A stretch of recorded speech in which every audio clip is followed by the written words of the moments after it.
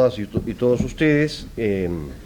Muchas gracias por su presencia en la presentación del libro Gobernanza de las Industrias Extractivas, Política, Historia e Ideas, que ha organizado el Centro de Estudios sobre Minería y Sostenibilidad de la Universidad del Pacífico, que dirige el aquí presente Gonzalo Delgado. Me ha pedido Gonzalo que haga su chamba.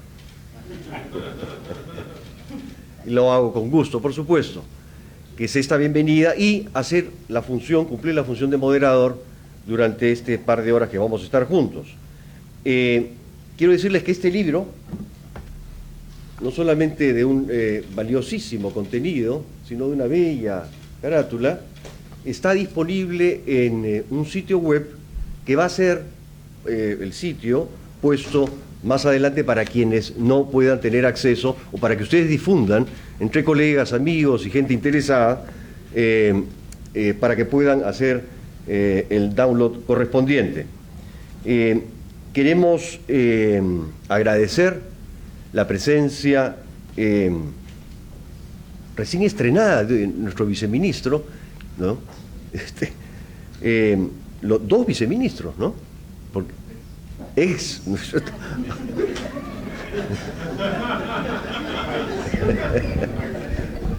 bueno, quién sabe mañana, ¿no?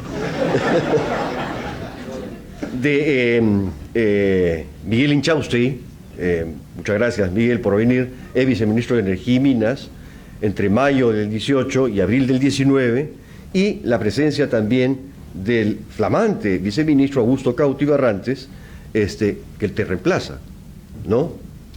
O no, o es otra posición. Muy bien.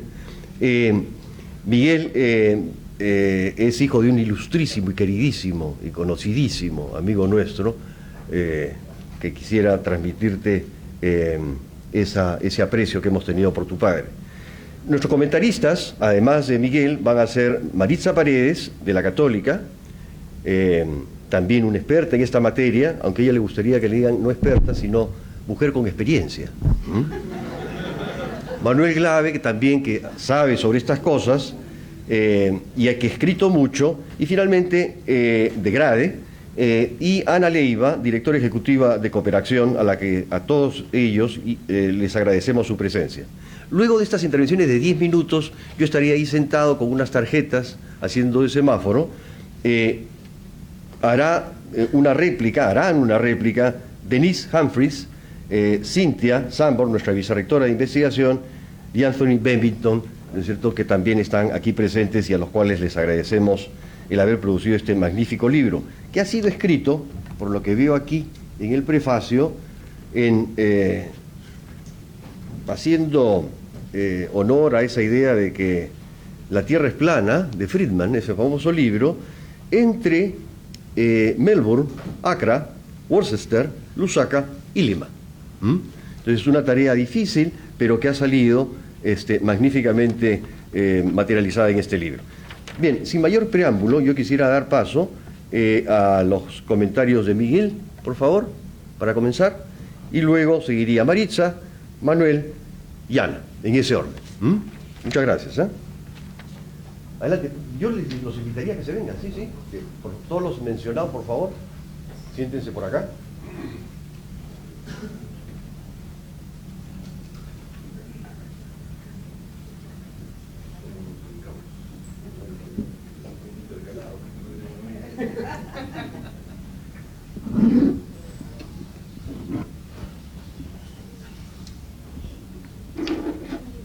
Bueno, buenos días con todos. Quisiera agradecer a la Universidad del Pacífico, a Gonzalo, por la grata invitación. Para mí es un gusto estar acá y poder comentar sobre este importante libro, ¿no? Yo quiero felicitar a los autores por el trabajo y la investigación que han hecho. Creo que ayuda mucho a entender las situaciones que hay en torno a la gobernanza en las industrias extractivas, ¿no? También considero importante y resaltar el tema de los países que se han investigado, ¿no? Y decirles que, bueno, el libro es ahonda mucho en la descripción de las situaciones políticas que han habido en estos países. Y yo quisiera centrarme en el Perú específicamente y resaltar que bueno, ante la pregunta que hacen, ¿no?, de que si las actuaciones políticas o las situaciones políticas alrededor en los países tienen relación con la situación de las industrias extractivas, bueno, yo creo que sí hay una relación, ¿no? Y eso se confirma con el análisis que se han hecho en el libro. También quiero resaltar que han hecho un análisis importante con respecto a que en el Perú han habido 3 grandes momentos, ¿no? Hablan sobre un periodo que es de la oligarquía, ¿no?, que básicamente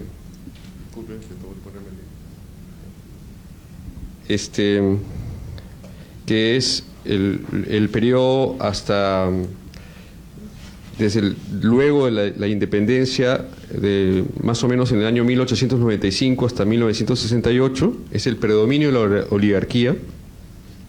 El periodo estatista, que es del 68 al 90, y el periodo neoliberal, que lo mencionan del 90 a la fecha, ¿no? Y que cada uno tiene patrones particulares de construcción del Estado y modelos económicos, ¿no? Un tema por resaltar es que en esos 3 momentos los gobiernos locales y las regiones no han tenido relación, no han tenido participación en las decisiones que se tomaban respecto a las industrias extractivas, ¿no?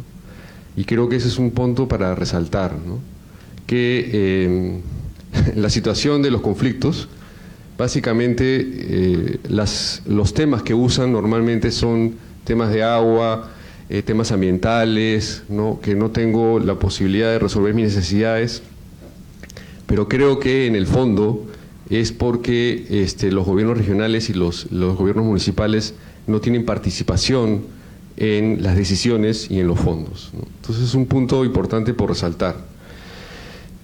También usted se menciona en el libro el tema de que ha habido siempre un avance por lograr que los beneficios lleguen de las actividades extractivas lleguen a las poblaciones cercanas, ¿no? Y que eso lamentablemente no se concreta, y que en esos 3 periodos han habido situaciones bien difíciles, y que siento que el libro al final nos dice que llegar a esto de que las industrias extractivas sean una palanca del desarrollo en el Perú es bien difícil, ¿no? Y que prácticamente el control de los grupos políticos y grupos de poder hacen que esto no se vaya a dar, ¿no? Y en lo que sí yo discrepo en lo que menciona en el libro es que presentan como que esto no hay una intención de que esto se resuelva, ¿no? Y yo siento que por mi experiencia, y por eso también creo que ha sido la invitación, es que comparta mi experiencia en el sector público, y que comente si es que en el sector público, exclusivamente en el Ministerio de Energía y Minas, se ha trabajado por generar esa gobernanza, ¿no?, por mejorar la gobernanza. Y creo sinceramente que lo que faltó mencionar acá, por ejemplo, cuando se cuenta todo lo que es la historia, es lo que sucedió en el 2001, ¿no? En el 2001, en el 2000-2001, cuando cayó el gobierno de Fujimori, el gobierno dictatorial del presidente Fujimori, se hizo todo un esfuerzo de generar consensos y de generar gobernanza, ¿no? Para mí, creo que faltó comentar acá en el libro sobre el esfuerzo del Acuerdo Nacional, ¿no?, que creo que es justamente un esfuerzo que se hizo de establecer políticas y de cómo podía desarrollarse el país, ¿no? Incluso una de las políticas es temas que tienen que ver con temas de medio ambiente, ¿no? Y sostenibilidad. Y eso, sí, pues lamentablemente el acuerdo nacional de ahí quedó en que se iba a difundir en todo el país, se difundió, pero después solamente se usa cuando hay una situación crítica, ¿no? Entonces sí, es cierto, pero creo que faltó mencionar como un esfuerzo de acercarse entre los actores, como un esfuerzo de definir juntos cómo queremos que se desarrolle el país, ¿no? Que creo que lo que apunta la investigación acá es que en estos países donde se ha hecho la investigación es los grupos de poder manejando o usando a los políticos han hecho bastantes acciones para impedir que los fondos que captan las industrias extractivas sean usados para resolver las necesidades. Y el otro tema es el esfuerzo que se está haciendo de hace 1 año y medio o casi 2 años con el BID en el Ministerio de Energía y Minas de primero reformar el Ministerio en la parte interna, crear una nueva dirección de promoción y sostenibilidad minera, que lo que busca es la sostenibilidad. Y lo otro es, que considero importante que se debió haber resaltado y que de alguna forma responde a la pregunta que me hizo Gonzalo de que qué cosa está haciendo el sector público para resolver esta situación que presenta el libro, es la construcción de dos puntos, ¿no? Un centro de convergencia de buenas prácticas que se ha constituido el año pasado en el gobierno, en el Ministerio de Energía y Minas, que es el Centro de Convergencia de Buenas Prácticas RIMAI, que lo que busca es justamente resaltar las lecciones aprendidas para que sepamos cómo el sector extractivo, porque no solamente es minería, sino también hidrocarburos, pueda de alguna forma generar de un desarrollo sostenible, ¿no? Y el otro gran esfuerzo que ha empezado el año pasado y que este año va a continuar es la construcción de la visión de la minería al 2030, ¿no? Que es una visión compartida, que yo rescato el hecho de que y la incidencia fuerte para que esto sea compartido, no sea una construcción de una visión de las empresas con el gobierno, sino que participe la sociedad civil, y agradezco la participación que ha habido de la sociedad civil. Varios de los que están acá han participado, y después de 6 meses se ha presentado ese documento al presidente de la República, Martín Vizcarra. El reto está en que esa definición de lo que es la visión de la minería se trabaje y no solamente se quede en un anaquel, ¿no? Y por eso es que ahora el reto está en hacerlo en las regiones. ¿Por qué no pensar en una visión, construir este espacio, por ejemplo, en Cajamarca, en Apurímac, que ese es hacia lo que se apunta, o en Moquegua también, ¿no? Entonces, sí, yo felicito la investigación, considero que es importante si es que queremos realmente generar una gobernanza en el país y en el mundo, ¿no? Porque citan varios otros países, tenemos que revisar la historia y revisar esta importante investigación que se ha hecho. Y esta investigación que se ha hecho, para mí confirma de que tenemos que seguir generando espacios de diálogo que establezcan puntos de encuentro. Busquemos cómo unirnos en torno a el sueño de tener una actividad minera que realmente sea una palanca del desarrollo. Estoy seguro que todos los actores, la sociedad civil, las ONGs, el gobierno y las empresas, hay puntos que te encuentro, y ese es que tener una minería sostenible, ¿no? Y que esa minería ayude al desarrollo. Entonces, trabajemos en eso, y yo felicito este trabajo porque ayuda muy, muy bien a ese objetivo. Gracias.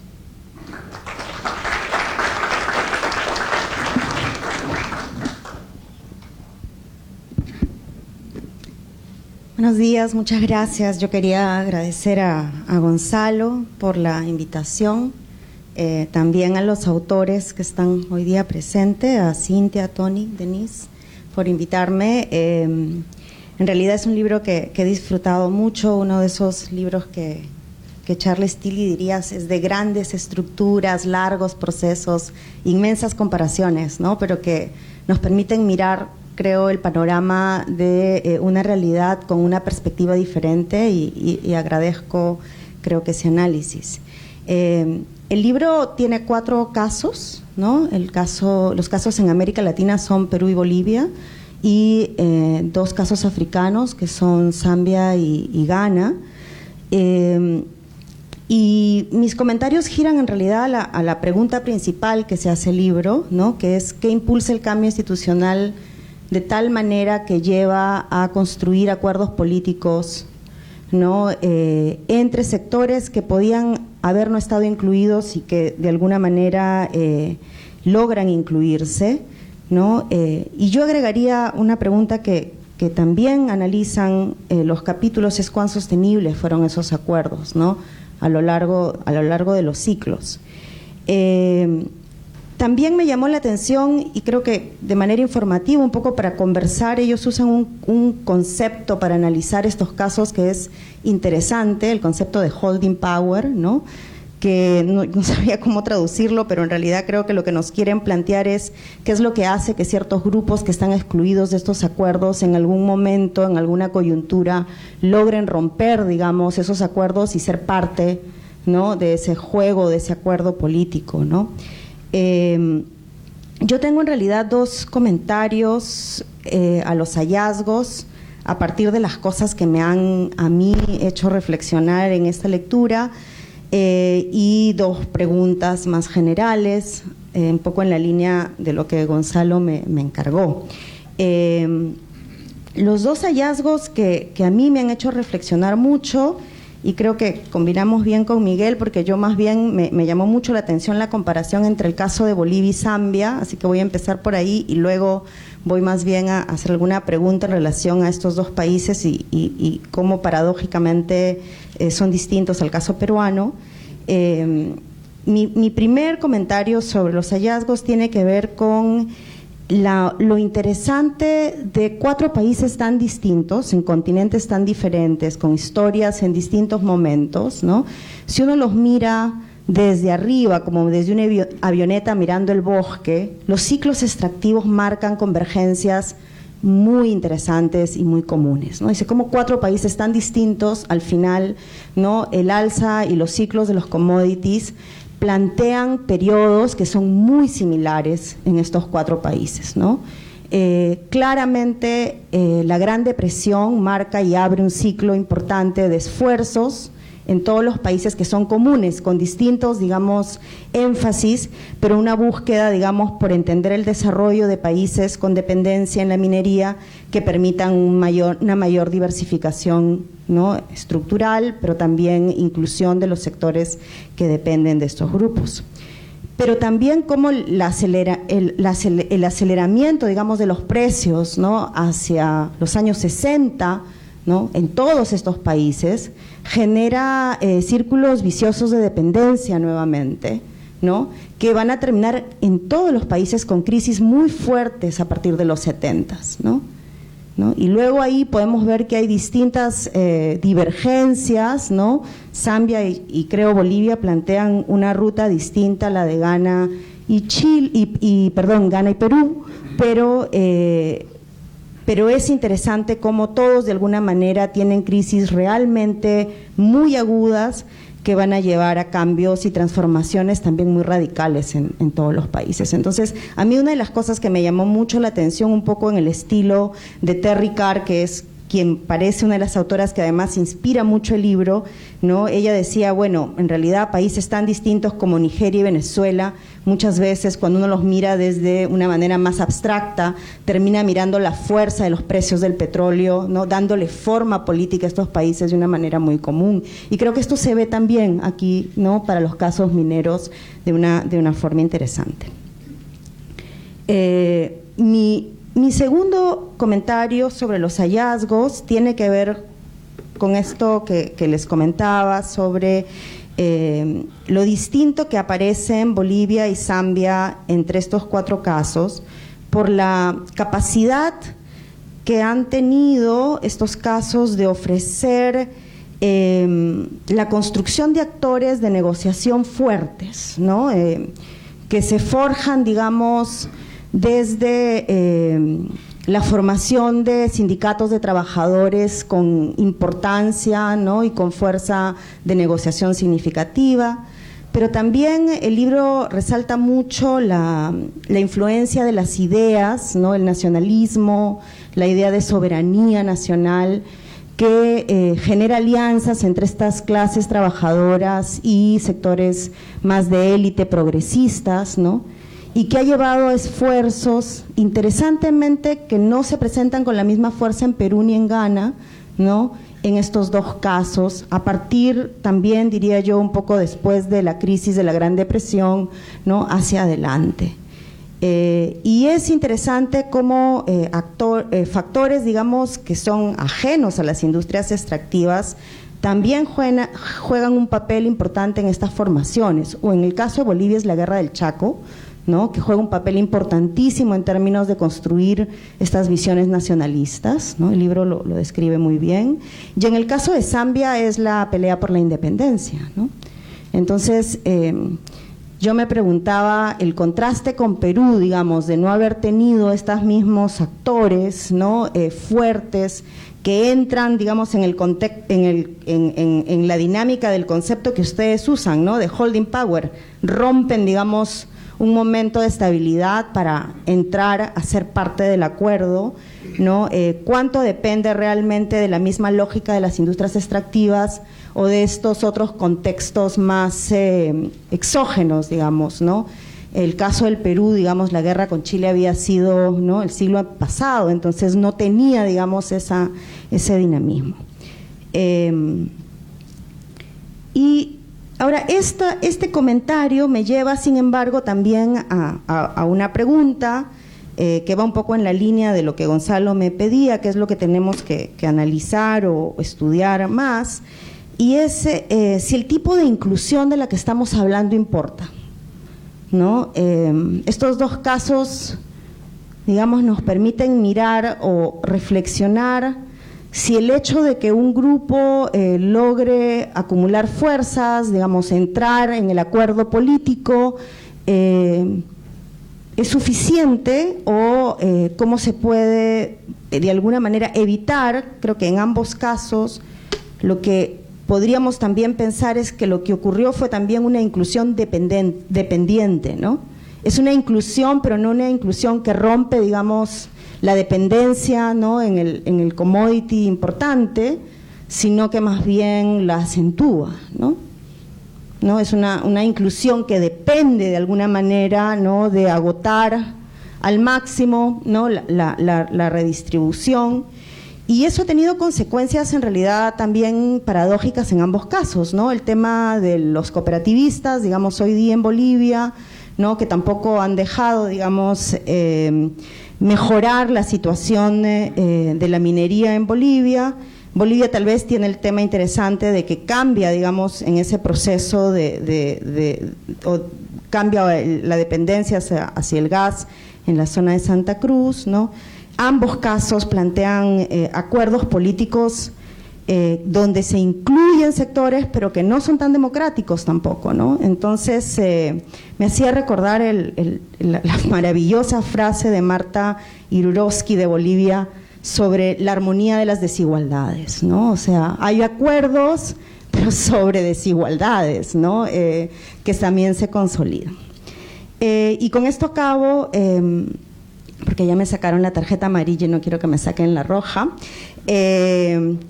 La diferencia que marcan, digamos, estos países con Perú, ¿no es cierto? Y creo que en eso voy en línea con Miguel, en el sentido de la ausencia que ha habido históricamente de actores que puedan realmente sentarse, como en el Acuerdo Nacional, a pensar más allá de la redistribución del corto plazo que puede ofrecer la minería, a mirar una visión más de largo plazo, ¿no?, de sostenibilidad y de diversificación.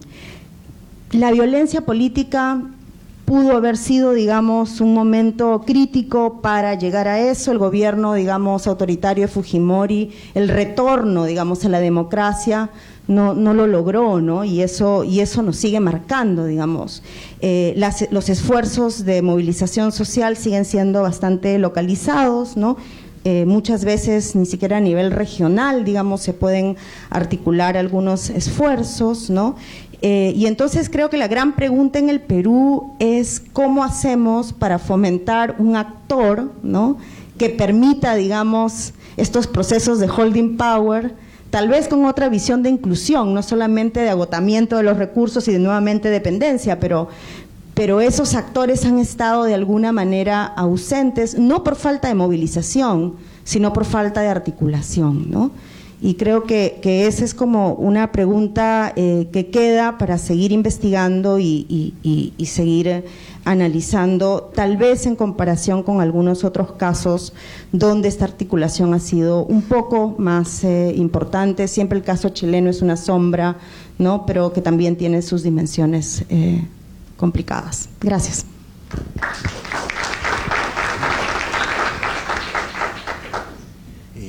Bueno, gracias, buenos días con todos y con todas.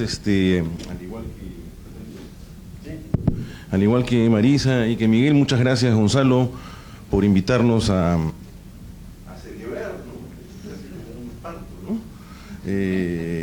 A celebrar el nacimiento de una criatura que en este caso no han sido 9 meses, sino que creo que casi 9 años, desde un seminario en el 2012, por lo que me acuerdo en la introducción, ¿no? Como todo buen libro, pues hay un largo proceso de cocción.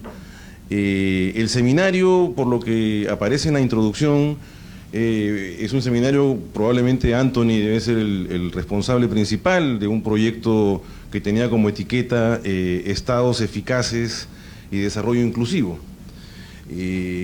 La primera reacción que tuve cuando leí ese primer párrafo fue, bueno, ¿cuánta literatura detrás de la etiqueta Estados eficaces debe haber, que yo no conozco, y una curiosidad, digamos, intelectual de poder comprenderla? La típica impresión desde la mezanine de alguien que no es politólogo es el concepto de Estado fallido, ¿no?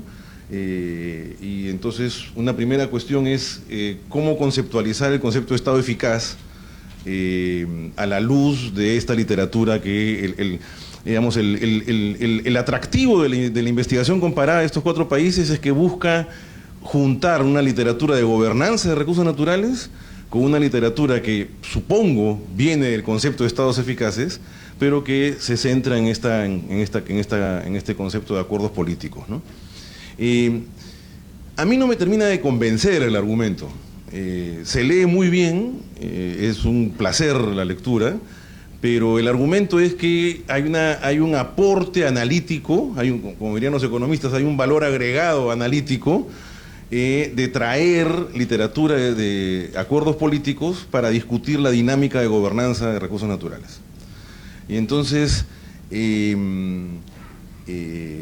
una primera tarea de los autores de los 4 casos es convencer a los lectores y a las lectoras que hay hitos de acuerdos políticos y hay por lo tanto grupos que están en ese juego y en esa dinámica de cambios en los acuerdos políticos.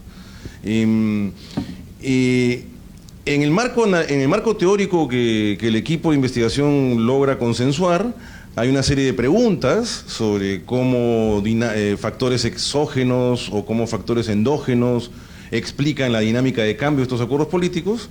En los 4 países es fascinante la combinación de factores exógenos y endógenos, pero quizás el énfasis de la discusión es en quiénes son estos grupos, estas élites que participan de los acuerdos, quiénes son los que quedan fuera, y esta aproximación analítica de relaciones verticales, ¿no?, de clientelismo en los acuerdos políticos y relaciones horizontales entre las élites, los grupos que están dentro del acuerdo, ¿no? Y muy interesante el concepto de clientelismo competitivo aquí, porque ahí al final del libro, no me queda tan claro que en los estudios de caso emerja, pero al final del libro, en el capítulo final, aparece una reflexión crítica sobre cómo el propio marco analítico de los acuerdos políticos tendría una limitación para abordar el tema de la larga duración, porque el clientelismo competitivo aborda una dinámica de más corto plazo, ¿no? Pero volviendo a mi argumento de por qué la narrativa, digamos, de acuerdos políticos tiene o no tiene un valor agregado significativo para explicar la gobernanza. Entonces ahí creo yo que lo que faltaría profundizar en una próxima agenda de investigación comparada es más bien invertir la lógica, ¿no? Es decir, describir más la dinámica de la gobernanza de los recursos. Yo incluso abordaría la dinámica de la gobernanza de los recursos desextractivizando esa discusión, salvo que nos metamos al concepto de extractivismo para abordar una forma de aprovechamiento y no necesariamente asociado a industrias extractivas. Y en esa historia de tiempo, digamos, de la dinámica de cambio de la gobernanza, alimentar la narrativa de acuerdos políticos. Lo que se hace en los casos es más bien la dinámica de los acuerdos políticos como factor explicativo de la gobernanza y no al revés, ¿no? En el caso peruano, yo creo que hay, además, coincide una cosa que surgió también rápidamente, es cuando uno lee la palabra acuerdo político y es peruano, inmediatamente surge el concepto del acuerdo nacional, ¿no? O sea, es cierto que las 29 o no sé cuántas fueron las políticas originales del acuerdo nacional, 29 o, en fin, hoy día son 34 o 35. Pero no hay ninguna política específica sobre industrias extractivas o sobre recursos naturales, hay una política genérica de ambiente y desarrollo sostenible, y es más en los últimos años que han surgido las políticas sobre gestión de recursos hídricos y sobre gestión y ordenamiento territorial. Pero sí me parece interesante el por qué queda omiso el acuerdo nacional, ¿no? O sea, digamos, el acuerdo nacional no califica, por lo tanto, como un acuerdo político donde existen élites que acceden a esa estructura de poder. Los participantes del acuerdo nacional no califican como una relación horizontal entre élites que participan de la distribución de la renta. Entonces, no sé, es una cuestión que me parecía interesante, pero lo otro que me parecía interesante era, estamos cansados de repetir, por un lado, debilidad institucional y por otro lado, fragmentación política como factores explicativos de la débil gobernanza de los recursos y de la falta de desarrollo sostenible en el largo plazo, por más que haya crecimiento y reducción de pobreza, ¿no? Si los recursos son factores explicativos del crecimiento y la reducción de la pobreza, digamos, desde Antauro hasta Aldito van a estar de acuerdo, pero el crecimiento y la reducción de la pobreza van de la mano con falta de gobernanza, con leve aumentos en inclusión y con indicadores de sostenibilidad bastante frágiles. Entonces ahí, ¿cómo introducir esas, sobre todo la fragmentación política, la falta de representación de estos actores en estos acuerdos políticos en el análisis peruano, ¿no? En el día de hoy el comercio recuerda el centenario del golpe de Leguía a Pardo, y ahí se describe en la notita de hace 100 años, ¿no?, que fue el inicio del fin del Partido Civil, el Partido Demócrata, qué sé yo.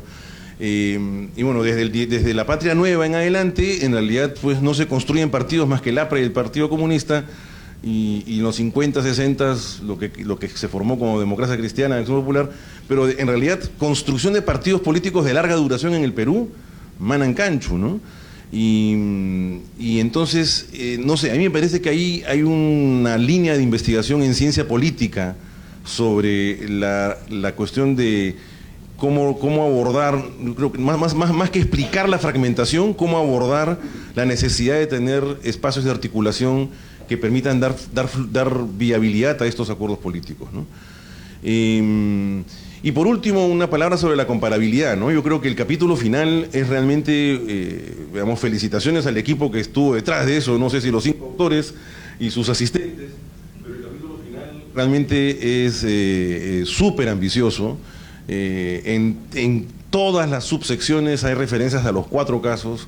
Es realmente un esfuerzo espectacular el que se hace ahí en ese capítulo, así que nuevamente felicitaciones, y creo que abre pistas de investigación multidisciplinaria entre ciencia política, economía política e historia, que realmente es fascinante, así que nuevamente las felicitaciones, ¿no? Gracias.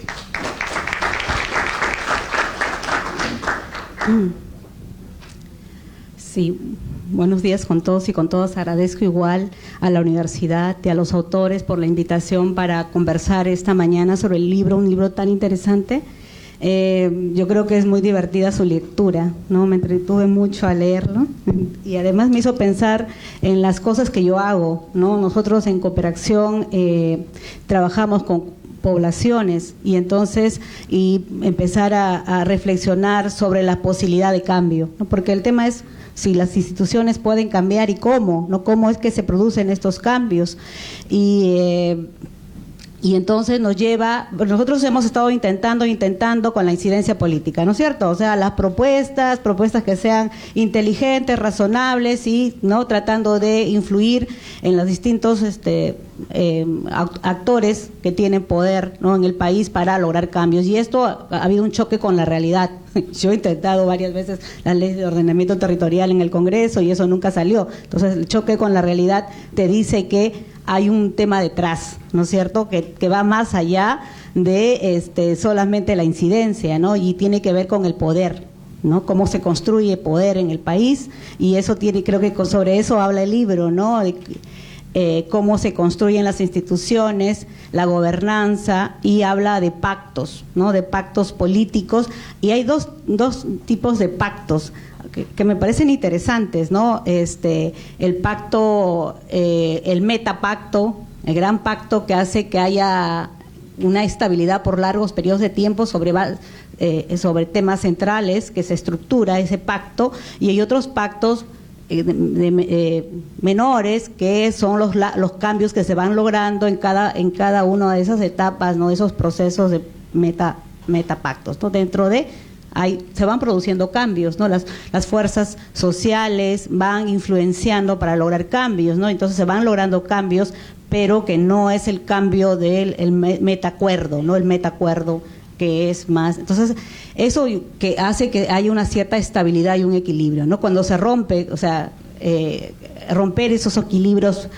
no es tan sencillo, ¿no? Y requiere tener fuerzas y organización, ¿no? Organización que no existe. Entonces, me pareció muy interesante esto, ¿no? Esto que se señala, la reflexión. Yo creo que a mí me dieron la pregunta de cómo esto sirve, ¿no? Yo creo que es bien importante el análisis para la sociedad civil, para entender un poco, pensar su práctica, ¿no? Entonces me parece sumamente importante pensar la práctica, ¿no? Y cómo influencian los actores sociales. Entonces, yo creo que el libro es muy interesante y necesita profundizar algunas cosas, ¿no? O sea, para entender la práctica. Yo creo que es necesario, la parte de Perú yo no podía ser tan amplia, imagino, el tema de centrarse un poco más en los actores sociales, quiénes son, ¿no? Y cómo el mundo rural, porque se habla muy, para el cambio se señala como importante, ¿no? Todo lo internacional, como lo internacional, porque el capital, la minería, las extractivas tienen que ver con capital internacional y eso juega un rol importante para los cambios. Lo internacional pesa mucho, hasta los precios internacionales van a hacer que haya cambios importantes, ¿no es cierto?, en las políticas y en los acuerdos, ¿no? Eso influencia mucho. También lo local, porque las operaciones se territorializan, son territoriales, ¿no? Entonces lo local tiene una relevancia y por lo tanto los actores locales y también, ¿no? Entonces, y también el discurso. El tema discursivo es muy importante en el libro. Entonces está, en el caso peruano, yo creo que, si lo territorial es importante, yo creo que no se ha abordado mucho y creo que hay que hacerlo, el tema del cambio, la transformación que viene sufriendo lo rural. Ese es un tema sumamente importante, porque hay un cambio en los actores, ¿no? Producto de una serie de factores que también creo que influyen, ¿no? Y también las políticas del Estado. El abandono del campo hace que también los actores del campo sean mucho más débiles, ¿no? En este tiempo, por ejemplo, el tema de, ¿no?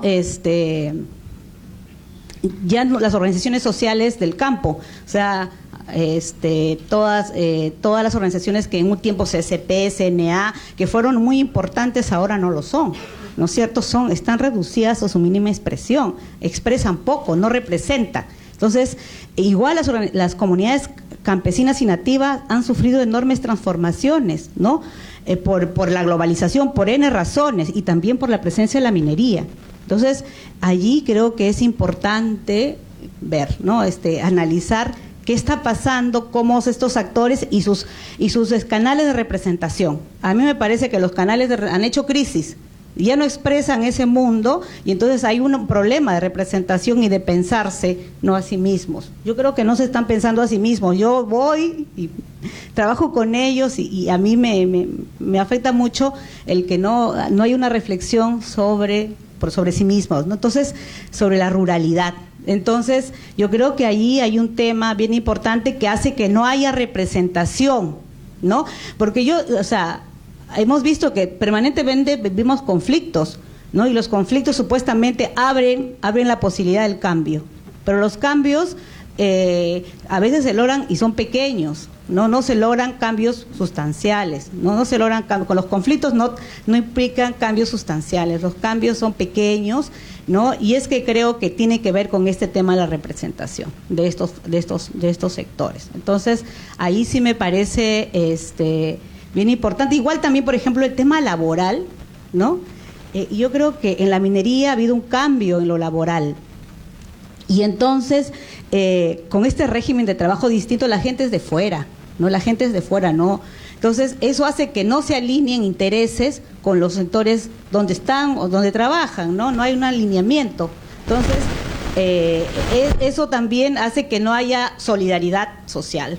Antes los sindicatos, ¿no? Con la zona, había solidaridad social en otros tiempos, ahora no la hay, no se alinean, ¿no? Cada uno tiene sus propios intereses, hay mucha fragmentación, incluso a ese nivel social. Entonces yo creo que ese estudio sería bien importante para entender, ¿no es cierto?, que estas dinámicas sociales y la posibilidad de representación y la posibilidad de tener acuerdos mucho más sostenibles, porque los acuerdos que se logran no son sostenibles. Miren una cosa, nosotros peleamos porque la Autoridad Nacional del Agua tuviera opinión vinculante, ¿no? Opinión vinculante en temas de agua. La gente de las poblaciones rurales, un tema, no sé si es malo, un tema que les preocupa mucho.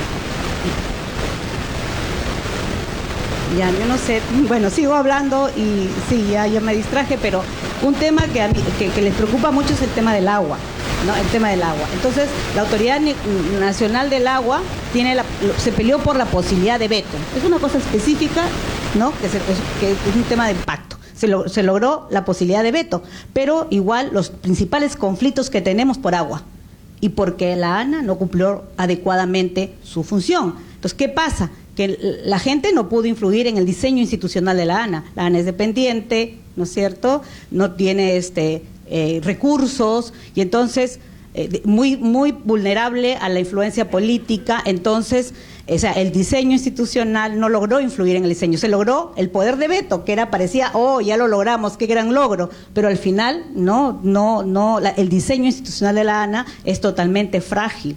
Entonces, yo creo que, y eso tiene que ver porque no nos pudimos sentar en una mesa de negociación. Ahorita se está debatiendo la metodología para determinar cuáles son las cabeceras de cuenca. Nosotros no podemos, se logró eso, ¿no? Que se reconocieran que hay cabeceras de cuenca frágiles y que necesitan protección, pero cómo determinarlas ya no, porque es un tema sumamente técnico. Y ahí tiene el tema de la tecnocracia de la que habla el libro, tiene sí. Ya, para terminar, yo creo, porque ya agoté el tiempo, el tema discursivo, ¿no? El tema, una forma de quien tiene la narrativa también logra los cambios, ¿no es cierto? La vinculación de discurso o narrativa y cambio, ¿no? De institucional. Entonces, yo creo que es un tema sumamente importante porque son las ideas que mueven a las personas y a los movimientos sociales. Entonces, el problema es que cada uno tiene su agenda propia, ¿no? Está muy fragmentada, entonces no hay posibilidad de establecer una narrativa común, una sola narrativa sobre lo que tienen que ser los cambios, ¿no? Ahí se habla, por ejemplo, que el tema, por ejemplo, se habla del nacionalismo de los recursos naturales, que es un tema muy fuerte en la narrativa y que está muy metido en todos, ¿no es cierto? O sea, esto de quién decide si lo nacional o lo local sobre recursos, ¿no? Todo el mundo le parece que es normal que sea lo nacional que prime sobre lo local, ¿no? Pero esto no necesariamente tiene que ser así, pero es una cosa que está muy metida, ¿no? Entonces, creo que también hay muchas cosas que están muy metidas en nosotros, que por ejemplo los costos están metidos en las ideas, ¿no? Que los costos de ambientales y sociales pueden sacrificarse, ¿no? Pueden sacrificarse, eso está metido, ¿no? Y yo creo que es un tema a discutir. La expansión de la minería, ¿hasta dónde puede expandirse la minería? ¿Es ilimitada o no es ilimitada? Entonces, hay varios temas discursivos que creo que son, junto con ese gran tema, que es el tema de lo nacional y los recursos naturales, esos otros temas que a mí desde lo ambiental me preocupan, pero creo que son temas que hay que discutir para construir un discurso que sea más inclusivo. Ahí lo dejo.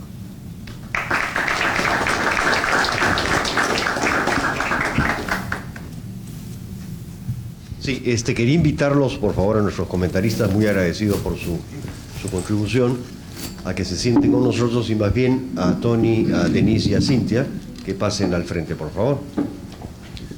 Habrán 30 minutos que pueden distribuirlos como ustedes mejor crean conveniente, en el orden que ustedes consideren también el más apropiado. Yo solamente les daré el inicio y cuando falten 5 minutos para el cierre final, les mostraré la tarjeta verde.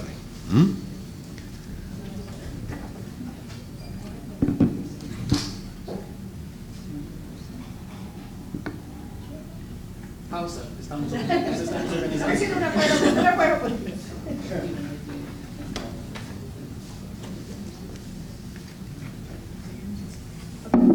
Primero va Denise, y luego Anthony, y después cerramos. ¿Quieren que les siga? ¿Está abierto? Ya, ok.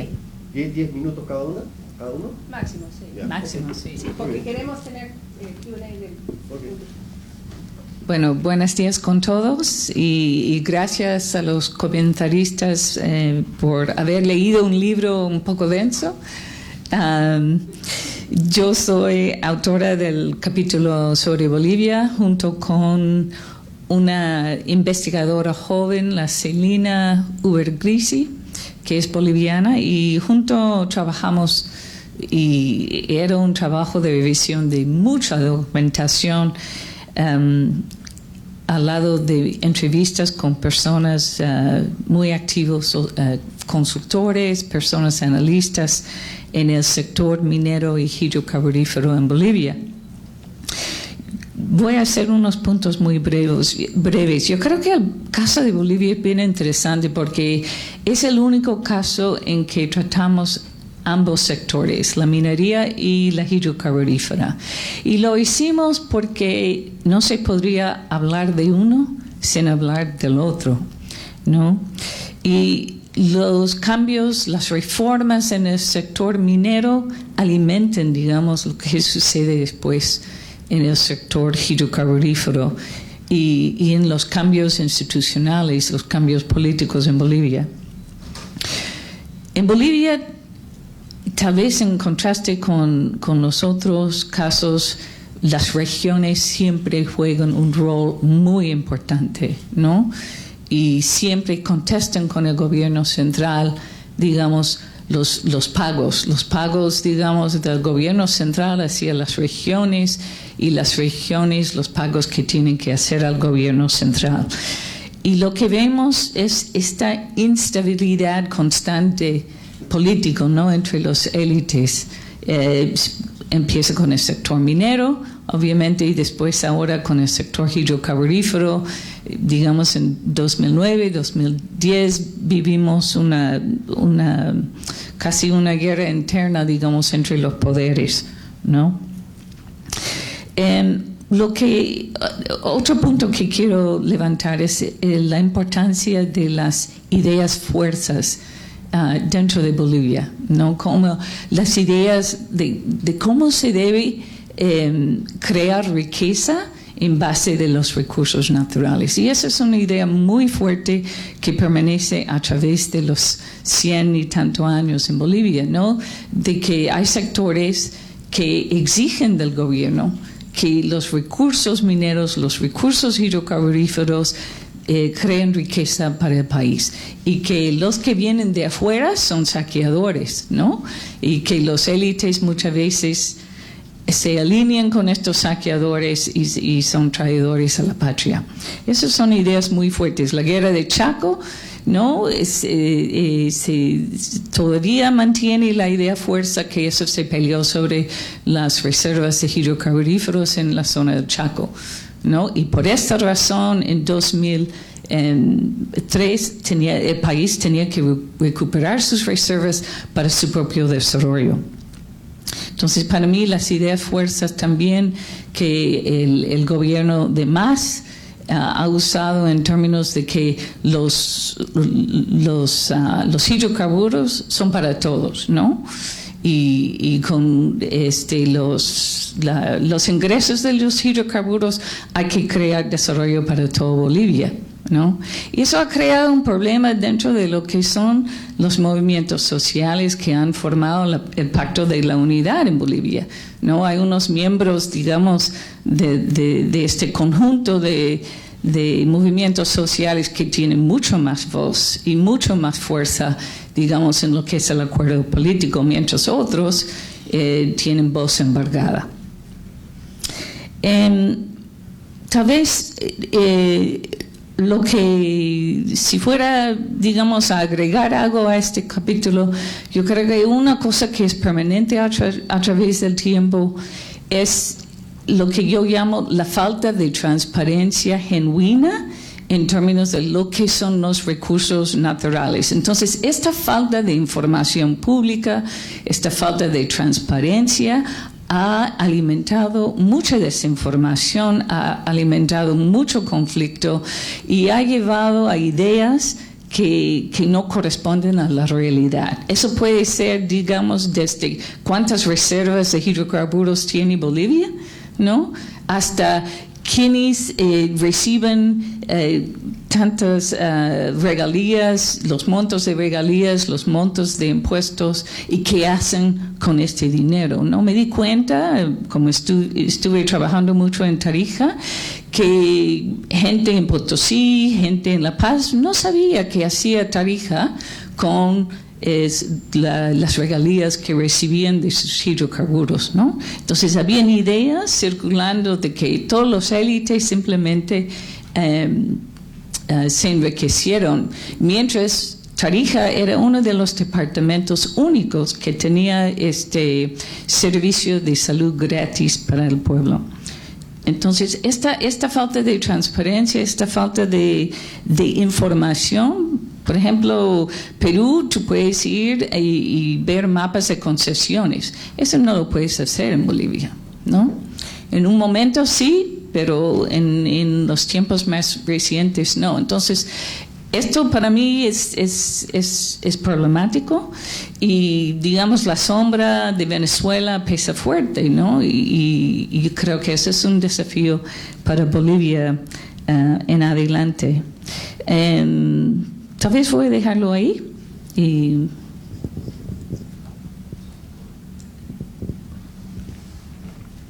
yo esperaba que iba a hablar un poco más tiempo porque estaba organizando mis ideas todavía. Bueno, primero agradezco mucho a los comentaristas y a los lectores por dar su tiempo al libro y al evento hoy y por las ideas que han traído a esta discusión. Yo, y además a Gonzalo y al centro y a la universidad por organizar el evento. Yo quisiera hacer 3 comentarios que de alguna manera responden a algunas de las críticas y las observaciones de los comentaristas, pero solamente a medias, ¿no? El primer comentario tiene que ver con esta tarea de comparar 4 países distintos y también para cada país periodos de 120 años. Y después escribir eso en capítulos de 30, 40 páginas por país. o sea, por un lado es una tarea imposible, pero por otro lado es una tarea que nos toca a todos, porque en la conversación cotidiana, política, social, tenemos que transmitir mensajes acotados sobre qué pasó y cómo vamos a leer lo que ha pasado. Entonces, en este proceso de ir sintetizando mucha materia, es cierto que ciertas cosas se quedaban en el camino, eventos importantes, iniciativas importantes para ver la narrativa mayor de cada país y la narrativa mayor comparativa. Entonces es cierto que hay puntos y temas que no están, que en un libro sobre un solo país deberían estar ahí. Ahora, en este proceso de comparación geográfica y histórica, yo creo que un tema que salió, y de alguna manera el trabajo sobre Zambia realmente influyó mucho en el libro, pensando en las conversaciones que tuvimos como equipo. Y el trabajo de Zambia que María dirigía, peleaba un poco, y María, peleaba un poco con esta idea de que, mucho ha cambiado y poco ha cambiado en Zambia. Y ahí nace esta noción de meta-acuerdo, de que hay periodos de acuerdo político, pero en el fondo hay lo que María bautizó meta-acuerdo para sugerir que hay ciertas estructuras lentas en las sociedades que hacen que es muy difícil que ciertas cosas cambien. Y para María, en el caso de Zambia, hay dos elementos de este meta-acuerdo, esta estructura lenta. Uno es lo que fue enfatizado en varios de los comentarios, esta dependencia no solo de capitales externos, pero de precios mundiales. Y eso en el caso de Zambia siempre ha sido un problema, porque los cambios siempre han caído en momentos claves, precios de cobre. Y el otro elemento del metacuerdo ahí es, según en la lectura de María, es un centralismo en lo cual tienes sectores de la sociedad basados sobre todo en Lusaka, que viven del acceso al Estado y por lo tanto de alguna manera viven del acceso a las rentas generadas por cobre, y que eso no ha cambiado tanto durante 100 años y que eso limita mucho las posibilidades de que el cobre pueda catalizar procesos de desarrollo dinámico en Zambia, porque hay estos intereses, si quieren, o esta estructura social que vive y necesita cierto tipo de manejo de las rentas para mantener sus posiciones en la sociedad. Comento eso no para decir que es igual en los demás países, pero creo que da para pensar en nuestros distintos países. Para mí sería Estados Unidos, Gran Bretaña, Perú, país adoptivo para nosotros. Pero da para pensar, hay ciertas estructuras parecidas en Ghana, en Bolivia y Perú que limitan las posibilidades. No es que determinan, pero sí que limitan. Y estructuras con las cuales habría que realmente lidiar para buscar salidas más dinámicas, más productivas, más incluyentes. Entonces, primera reflexión.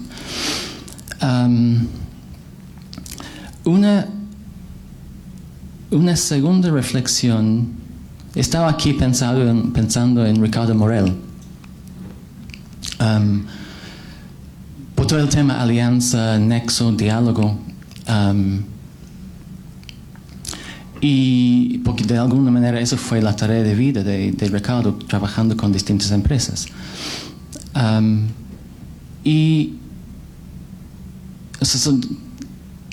Realmente mis últimos dos comentarios ambos tienen que ver con Ricardo. Primero, yo creo que hay una relación entre este intento de crear alianzas entre personas, entre individuos, a través de mesas, a través de conversaciones, todos estos eventos que Ricardo organizaba fuera de cámara, ¿no? Estas discusiones, que buscaban identificar puntos de convergencia y acuerdos. Hay una relación entre iniciativas así y lo que Maritza planteaba, y de alguna manera Ana también al final, de cómo ir de estos diálogos, estas convergencias más informales, más a pequeña escala, a alianzas más estructuradas, más basadas en actores organizados y sostenibles. O sea, actores que no son individuos, son más bien actores agregados, digamos.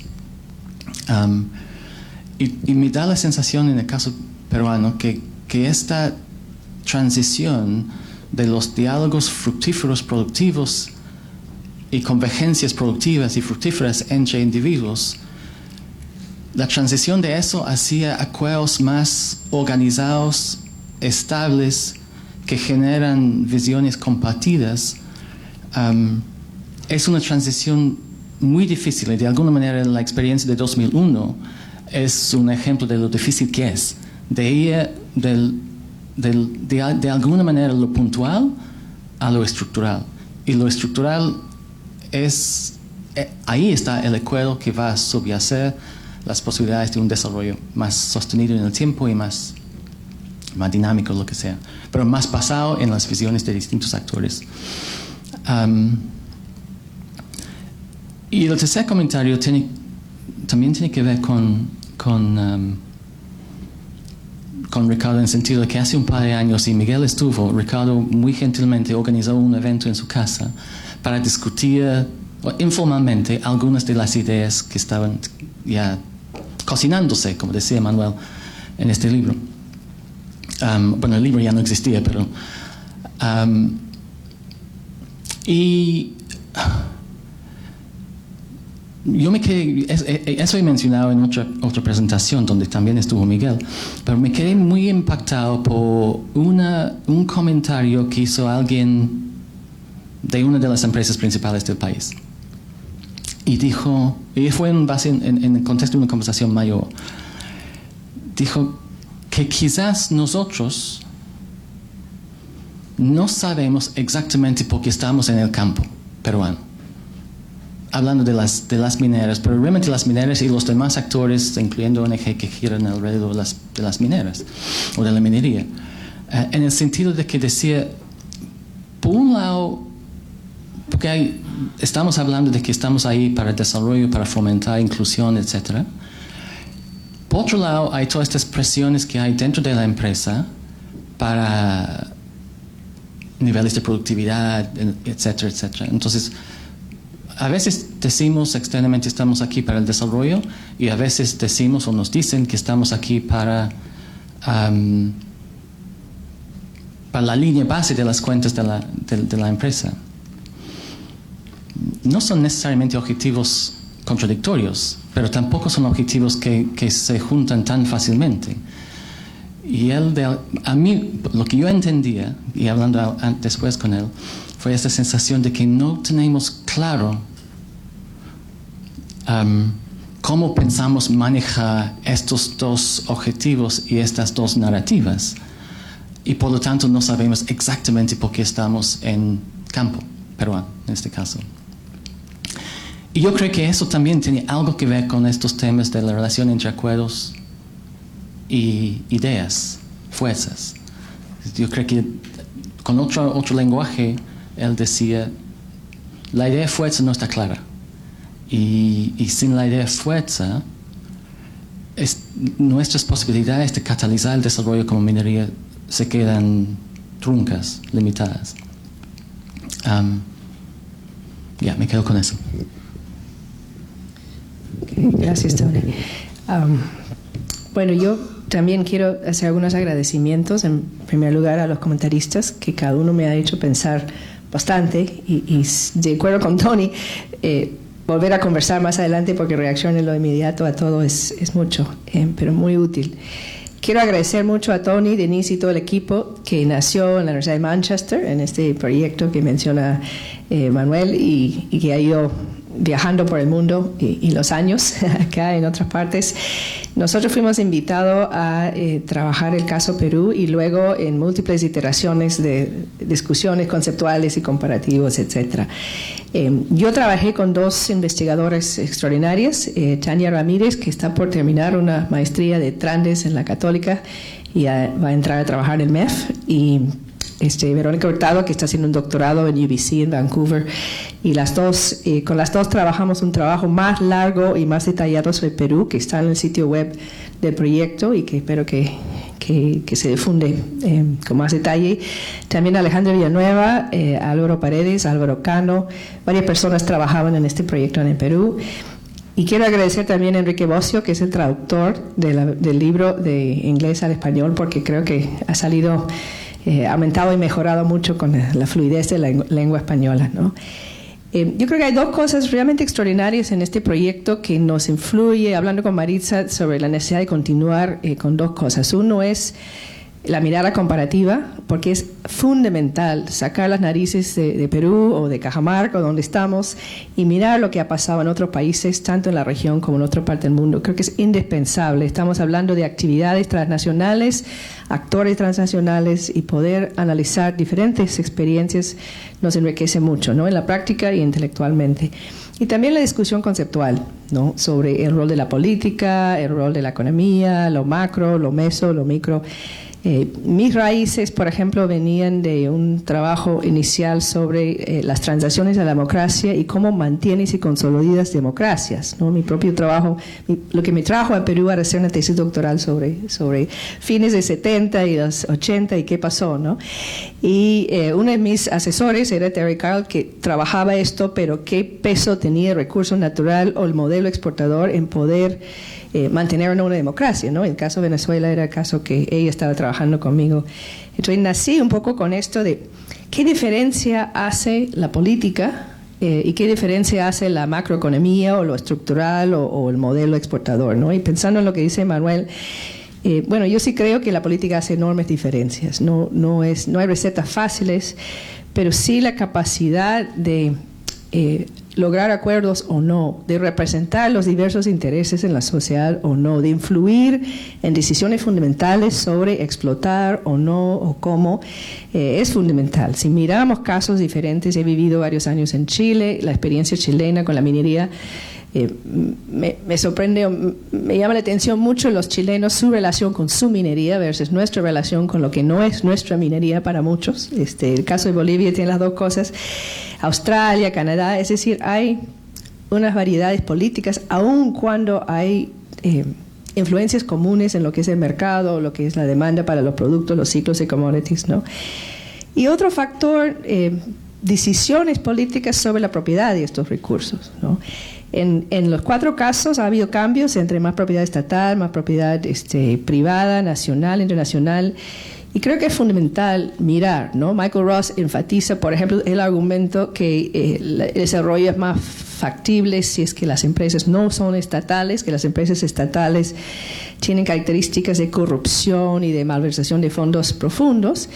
Pero si miramos al caso chileno, por ejemplo, creo que el hecho de tener una estupenda empresa estatal en términos políticos y en términos de desarrollo ha sido un caso muy interesante, ¿no? Perú es un caso en el cual pasamos por todo tipo de propiedad estatal, privada, nacional, transnacional, occidental, ahora chino, que es un tema que vengo estudiando. Y sí creo que hay que ver de ahí qué diferencia hace en cómo se maneja el recurso, cómo se maneja la industria y también la entidad de la población con su minería. Y por eso quiero volver a algo que dijo Miguel sobre los periodos, ¿no? Bueno, a mí me fascinaba la posibilidad de mirar ciento tantos años de la historia de Perú, y Perú sí tiene una larga historia con la minería, los altibajos, las discusiones y las oportunidades de decidir sobre cómo manejar este recurso. El periodo que conozco mejor por mi trabajo previo era fines del 70, ¿no? Cuando el gobierno militar está de salida. hay toda una asamblea constituyente, una cantidad de voces que participan, pero el modelo estatal del manejo minero no se tocaba, no era algo, de alguna forma los militares era un no touch, y también el resto de la población, la élite política en ese momento, no se hizo una discusión sobre privatizar o no este sector, ¿no? Y el sector pasó por los 80 con la crisis, con la violencia, con lo que sabemos que eran los años 80, ¿no?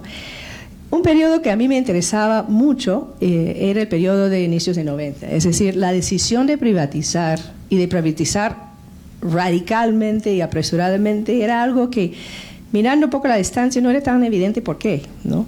Y empezamos a entrevistar personas que estaban presentes en esas decisiones, desde Fernando Sánchez Albavera, Yoshiyama, otros, ¿no? Y todavía creo que nos quedamos con la duda, porque sí hubo una conversación sobre si Perú debería privatizar y vender todo, abrir todo, o si habría que mantener algún sector estatal importante.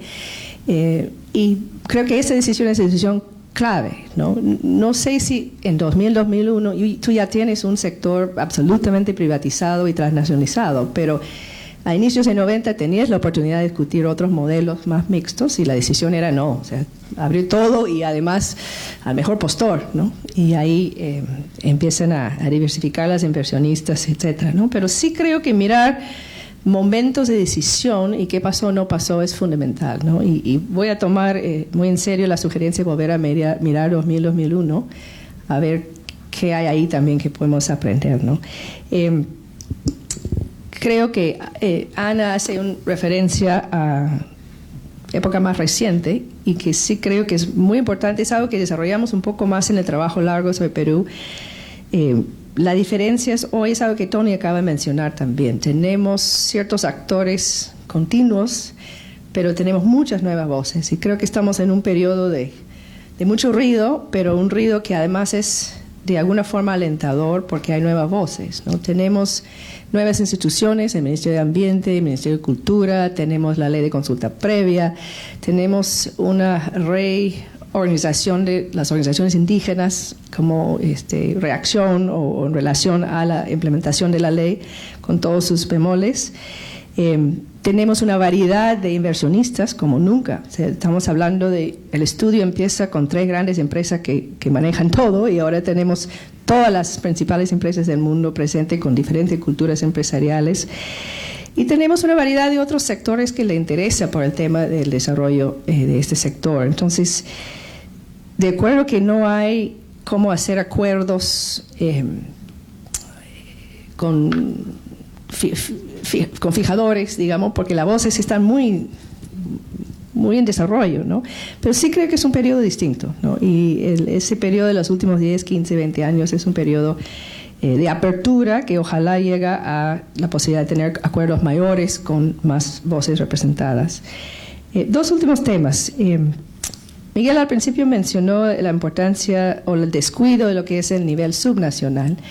Y creo que hay ahí una agenda de investigación y acción muy interesante, incluyendo en esto lo que es la otra minería, ¿no? La minería pequeña, artesanal, informal, que sale muy resaltado en el caso de Bolivia, pero no igual en todos los capítulos, ¿no? Y ahí tenemos trabajos muy interesantes de Giselle Vila, de Álvaro Cano, de Alejandra Villanueva, jóvenes investigadores que están en el terreno mirando este tema, porque sí, de alguna forma, la crítica a la falta de soberanía o la transnacionalización o el saqueo de esos recursos tiene el otro lado de la moneda, la posibilidad de que otros sectores de la población pueden desarrollar minería también y en qué condiciones, ¿no? Y esto en el Perú tiene un enorme impacto y problemática ahora, ¿no? Y cerraré más bien con resaltar el rol de la academia, ¿no? Inflar un poco nuestro rol, nuestro pecho, pero sí creo que es fundamental, y más aún en un país que no tiene un Estado con mucha continuidad en lo que es investigación y generación de conocimiento. Hemos visto múltiples intentos del Ministerio de Energía y Minas de crear centros de excelencia, de investigación, y eso, mientras los ministros y viceministros rotan demasiado, y no hay el compromiso con la generación de conocimiento, creo que el rol de la academia tiene mucho peso, ¿no? Tiene peso en formar profesionales, ¿no? En formar tecnócratas, tecnopols, personas muy preocupadas por el desarrollo del país en diferentes sectores, y queremos que estos jóvenes profesionales que formamos conocen de verdad y de cerca cómo funcionan esos sectores y cuáles son las posibilidades de desarrollo. También de generar conocimiento, investigación, con una mirada exigente, científica, de evidencia concreta, etcétera, y de convocar, ¿no? De tener un rol de convocar diversas voces en formas de diálogo que son productivas, ¿no? Y bueno, eso es uno de ellos, y no quiero hablar más porque quisiera escuchar los comentarios o las preguntas de quienes han venido tan gentilmente esta mañana. Y muchas gracias.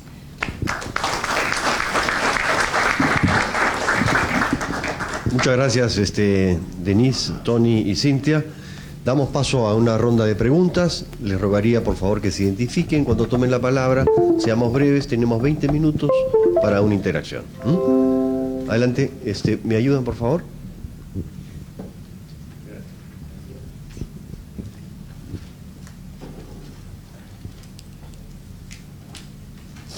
Gracias. Buenos días con todos. Muchas gracias al Centro de la Universidad por la invitación. Mi nombre es Augusto Cauti. Soy viceministro de Minas, producto de este efecto de rotación. Ahora me toca a mí estar en esta posición. Posición que he asumido hace pocas semanas.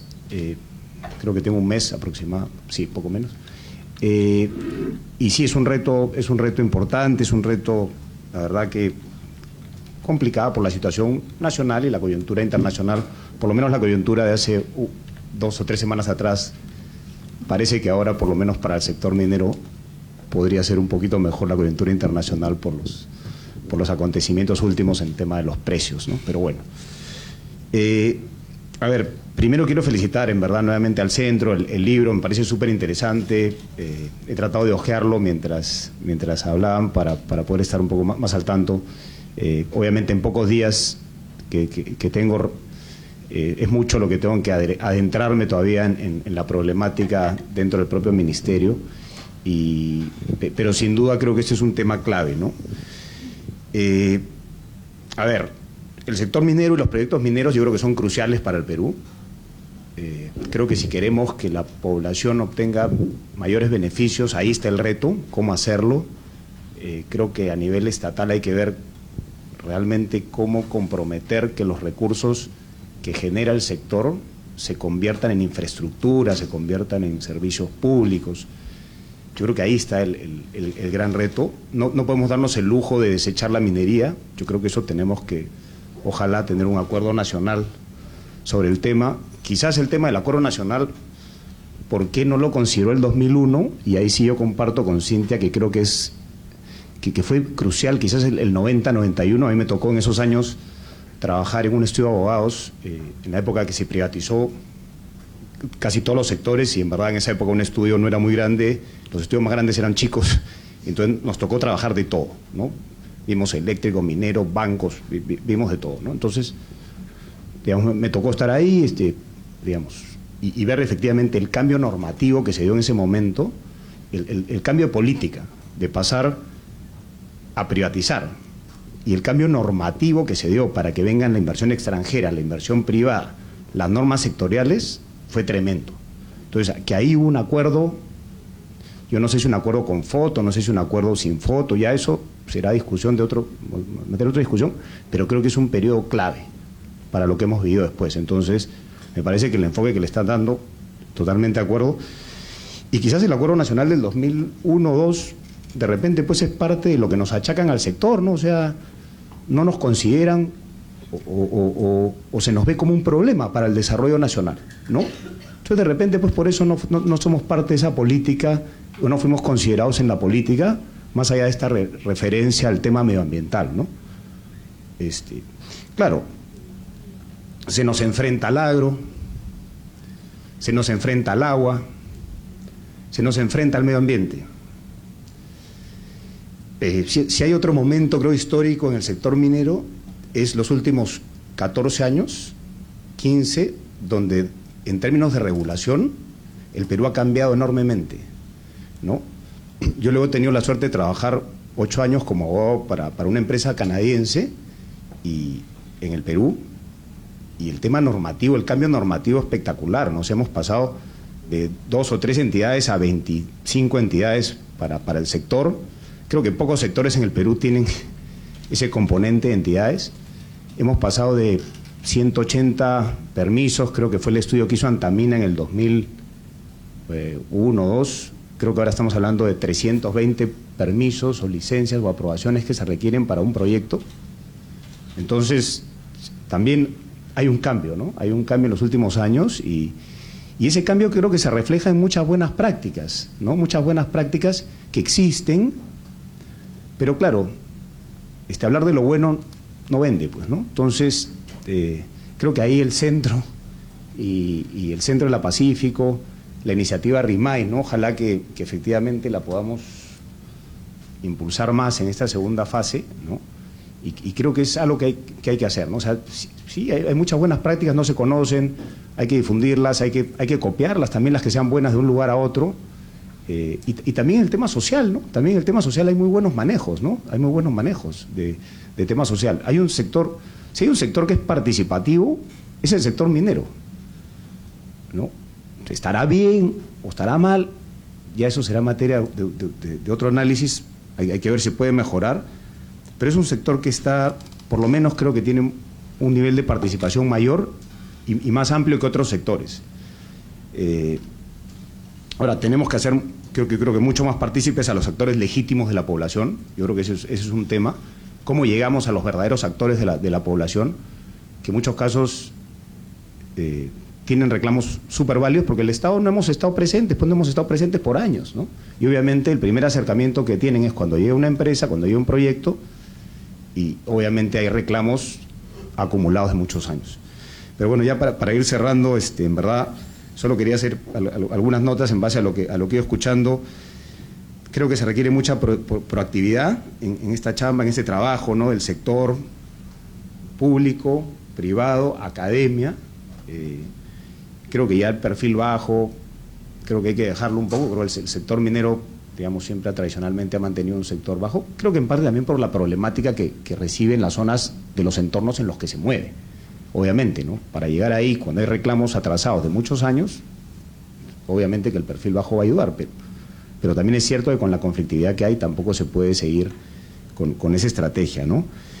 Y bueno, hay que ver también el tema del trabajo reputacional que tenemos que hacer en el sector, este tema de los pasivos heredados, ¿no? Que sigue siendo pues un lastre para mucho también de estas políticas o acuerdos que se quieran generar o hacer. Hay que ver lo que está ahí, ¿no? Y cómo se trabaja estos inventarios que tenemos de 800, 900 pasivos heredados o legados de la antigüedad, ¿no? Porque también hemos tenido etapas de minería muy compleja, digamos, con otra tecnología, y tenemos una minería moderna, una minería con muy buena tecnología, con muy buen manejo del agua, súper eficiente, reciclan. Y entonces hay que diferenciar las cosas, ¿no? Pero también hay que trabajarlas, pues no se pueden quedar ahí estos pasivos, hay que ver cómo logramos que se trabajen, ¿no? Y bueno, y finalmente lograr de ver alguna manera que esta democracia participativa con las comunidades podamos generar alianzas que sean ganar-ganar, ¿no? Yo creo que la manera que esto puede resultar positivo para todos es buscar cómo generamos alianzas win-win, ¿no? Win-win minería con agro, compartimos agua, compartimos valles para algunas cosas. Entonces, ¿cómo podemos generar ahí unas alianzas ganar-ganar y con las comunidades, con los legítimos, ¿no? La legítima población que está ahí, ¿no? Hay que ver cómo articulamos esto y yo creo que ahí la academia, sin duda, tiene que jugar un rol, o sea, esto está claro, ¿no? Los últimos 5 años yo he estado dirigiendo la Cámara Perú-Australia, algunos me conocen también por ahí, y ese tema comparativo, lo que están haciendo ustedes de comparar en el libro, bueno, pues de alguna manera con la Cámara también he estado viendo los temas de buenas prácticas, aprendiendo las cuestiones de Australia, y Australia también es un país que ha terminado un desarrollo humano espectacular, ahí están los rankings, y nadie lo puede negar, y la base de este crecimiento del país fue minería y petróleo. Claro, luego llegaron a tecnología, hoy ya están en software, están en otros temas, pero nace con esto, ¿no? Entonces, yo ahí lo quiero dejar. Muchas gracias. Lo que puede impulsar para que la academia esté siempre en este reto, empresa, Estado, comunidad, academia, creo que va a ser, de todas maneras, va a ser win-win, yo creo, para el sector, ¿no? Que podamos tener el centro potenciado en la Universidad del Pacífico. Si hay otro centro en alguna otra región sería genial, y ver cómo podemos trabajar más estas alianzas público-privadas para estos temas, ¿no? Gracias.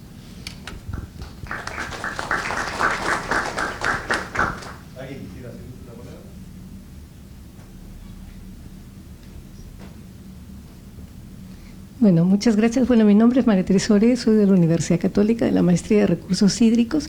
Quería decirles de que el libro me gustó muchísimo y agradecerles, no solo porque es interesante la perspectiva comparativa, como ustedes lo han resaltado, sino que para nosotros que trabajamos el tema del agua, nunca hemos relacionado, por ejemplo, lo que son industrias extractivas con el agua directamente, sino más con minería. Y en la cuestión agraria básicamente trabajamos mucho agua superficial, pero cuando uno trabaja agua subterránea, la cuestión de extractivismo funciona. Y eso es interesante porque hay pocos trabajos en los cuales se comience a ver cómo la diferencia entre el uso del agua superficial y el uso del agua subterránea, el agua subterránea nos lleva a todo lo que son las industrias extractivas, desde el tema del agua. La otra cosa que es interesante también en el trabajo de ustedes es la cuestión de acuerdos políticos. Y en la cuestión de acuerdos políticos es importante porque los que trabajamos recursos naturales, agua, poco trabajamos ciencias políticas. Y las ciencias políticas tienen poca bibliografía, pocos trabajos sobre recursos naturales. Y entonces el aspecto de acuerdos políticos en recursos naturales me parece interesante porque acá tiene que ver con lo que habló Cintia en los años 90. Fue un año de privatización, como ustedes han dicho, de todos los recursos, pero el agua no fue privatizada al inicio de los 90, y eso se debe a un acuerdo político que se hizo y que es poco conocido. Y lo que es el acuerdo político entre élites, en ese momento se hizo un acuerdo político que es muy poco conocido entre lo que era la tecnocracia con la principal organización de usuarios, que era la Junta Nacional de Usuarios, y pocos lo conocen, pero los que trabajamos en recursos naturales poco habíamos trabajado lo que son aspectos políticos, ¿no?, en la gobernanza. Entonces, este aspecto de gobernanza, de acuerdos políticos junto a gobernanza de recursos naturales, da un panorama, amplía el panorama para este tipo de trabajos, ¿no?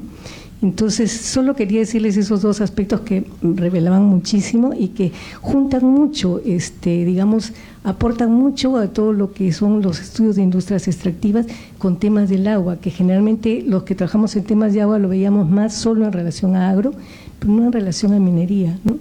Pero a partir de lo que es extracción de agua del subterránea, tiene puntos en común, ¿no? Así que muchísimas gracias por eso.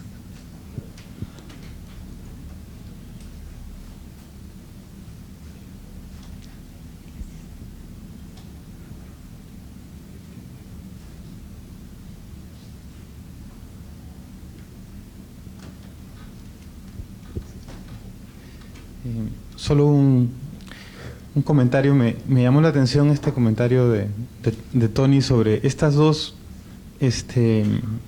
políticas que tiene la empresa, ¿no?, en que por un lado quiere aportar al desarrollo del territorio donde opera y por otro lado tiene pues un mandato de que las finanzas cuadren y los fondos que puede dedicar y los recursos humanos que puede dedicar a este aporte son limitados, ¿no? Y de alguna manera, en esto de los acuerdos políticos, con el tema del aporte voluntario minero, se le dio un espacio grande a las empresas para intervenir en el apoyo del desarrollo regional, ¿no? Fue muy criticado porque, de alguna manera, se estaba en parte sustituyendo al Estado. Pero por otro lado, fue una experiencia bien interesante que tal vez merecería un estudio, porque se le pide mucha actividad a la empresa privada, pero se le da poco espacio para que lo pueda hacer, porque es difícil sostener iniciativas costosas, equipos humanos calificados y numerosos para apoyar el desarrollo regional, territorial y local desde las empresas, si no se le da algún apoyo, alguna holgura desde el lado fiscal, porque en verdad las empresas mineras, a pesar de lo que la gente piensa, están tienen muchos impuestos, tienen que una carga que es adecuada en un país que funciona, pero en un país que no funciona y donde el imperio de la ley es débil, entonces de repente esa carga, una parte pequeña de esa carga se puede derivar para que la empresa sea más activa en el desarrollo del territorio.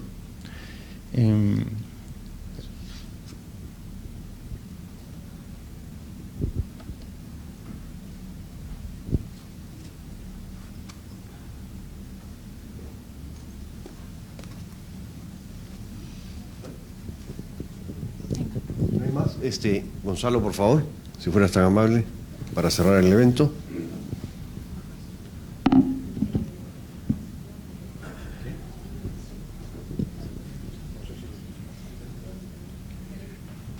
Sí, o quisieran ustedes una última breve, si quieren. Bueno. Bueno, lo hago en voz alta. No, yo creo que eso es justamente mi punto sobre la información y la transparencia, ¿no?, del sector minero y hidrocarburífero. La verdad es que el pueblo no sabe qué impuestos se pagan, no sabe dónde van los impuestos, no entienden este proceso de sacar el mineral, poner impuestos y luego el gasto público, ¿verdad? Nivel local, nivel regional, nivel nacional. Entonces, aún en Bolivia, con todo el intento de ser transparente, no lo han logrado tampoco. Y la sociedad civil ahí juega un rol bien importante, ¿no?, para socializar la información.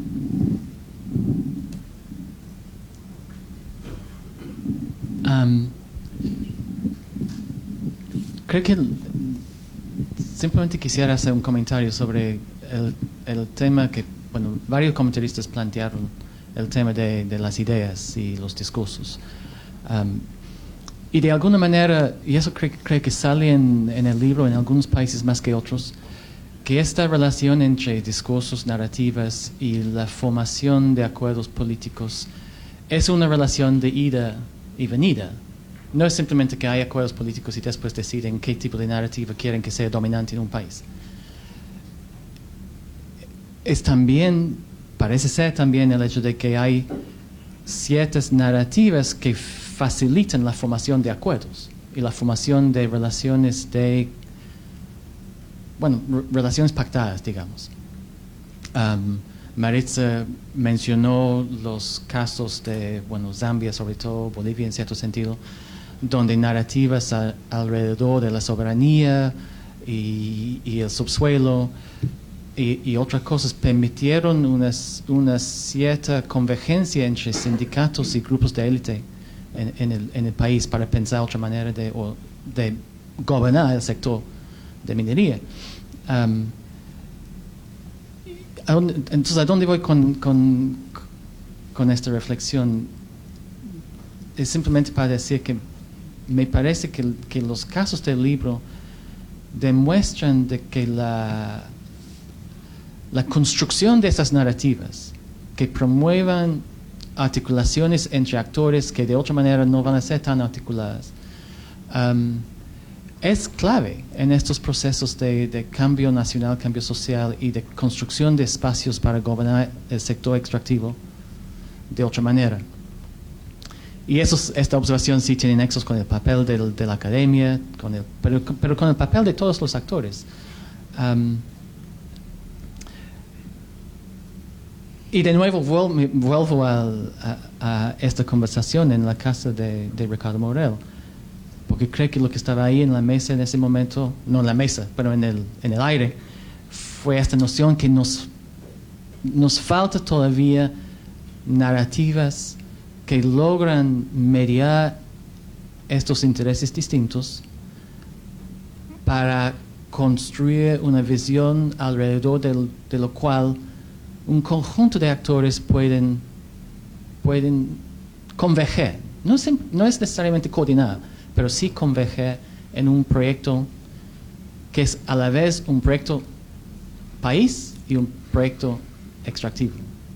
Entonces yo creo que sí, esta observación que hizo Maritza sobre la importancia de estas narrativas como factores que articulan actores no es de menor importancia. Creo que hay un tema que habría que trabajar.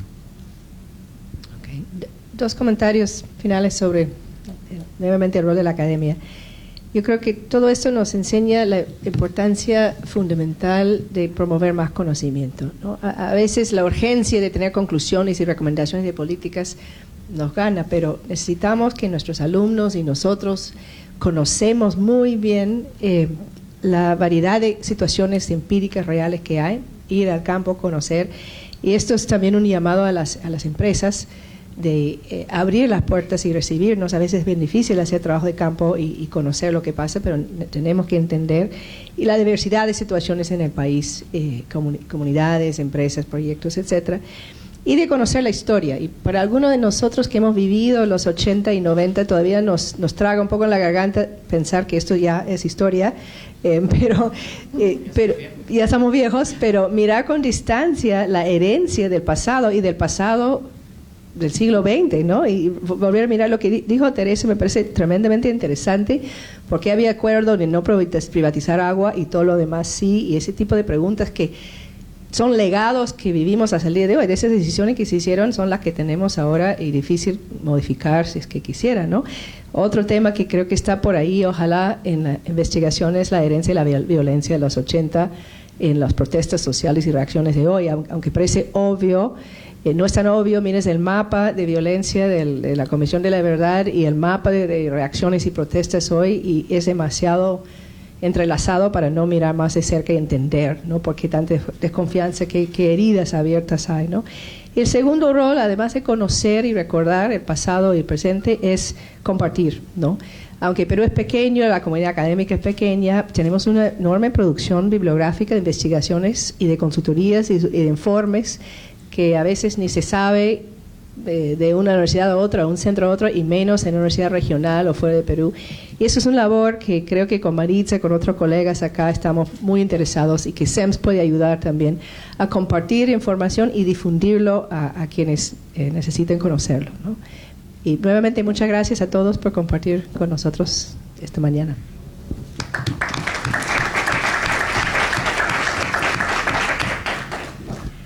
Bueno, yo solo quería agradecer primero a Tony, Denise, Cintia, muchas gracias por su tiempo, por acompañarnos, a nuestros comentaristas, Manuel, Maritza, Ana, Miguel, y a todos ustedes, compañeros que han venido a escuchar y a participar de esta presentación. Felipe, muchas gracias por tu facilitación y moderación. Espero que podamos hacer más eventos de este tipo. Creo que es muy importante que podamos compartir conocimiento, intercambiar ideas y, como dijo Cintia, promover la creación de conocimiento y la difusión de ese conocimiento. Nada más, agradecer